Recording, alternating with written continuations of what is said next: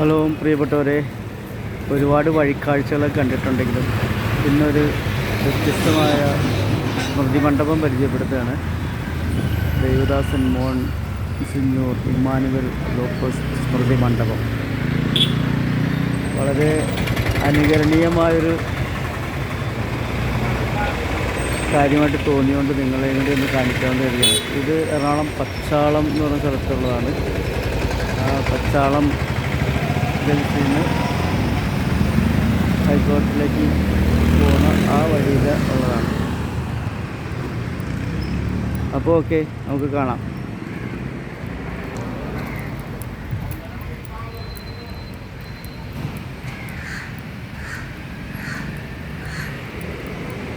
ഭയങ്കര വിപുലമായൊരു സിംസ്ഫേരിയാണ്.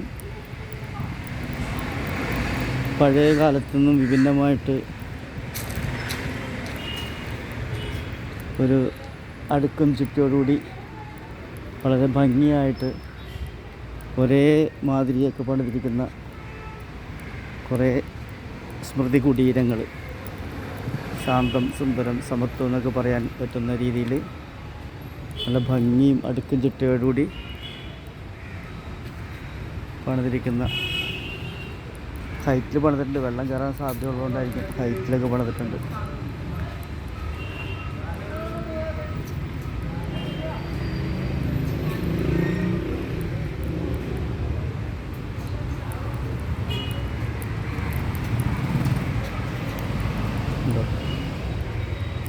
നല്ല രീതിയിൽ പണിതിട്ടുണ്ട്.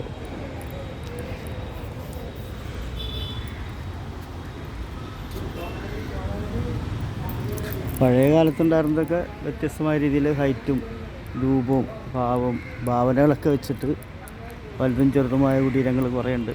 പക്ഷേ ഈ ആധുനിക കാലത്ത് അതെല്ലാം ഒന്ന് ഈക്വലൈസ് ചെയ്തെന്ന് തോന്നുന്നു. എന്തായാലും ഇനിയും പണിയാൻ ആഗ്രഹിക്കുന്നവർക്കൊക്കെ ഇതേ മോഡൽ പണിയാൻ പറ്റുന്നതാണ്. ഉണ്ട്, പുതുക്കി പണിതപ്പോൾ എല്ലാം ഒരേ രീതിയിൽ നല്ലൊരു ഭാവനയോടുകൂടി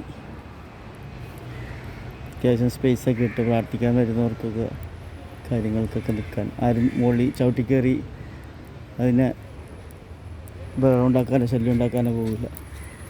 മറ്റു പള്ളികളിലൊക്കെ ചിലപ്പോൾ ഒരു കല്ലറയിൽ കയറി നിന്നിട്ട് മറ്റവൻ്റെ നെഞ്ചത്ത് കയറി ചവിട്ടിയിട്ട് വേണം മറ്റവരോട് വേണ്ടി പ്രാർത്ഥിക്കാൻ. ഇതിപ്പോൾ എന്തായാലും അങ്ങനെ വരില്ല. ഇതിൻ്റെ മുകളിലേക്ക് ആരും കയറില്ല. ഇച്ചിരി ഹൈറ്റിലേക്ക് പണിതിട്ടുണ്ട്.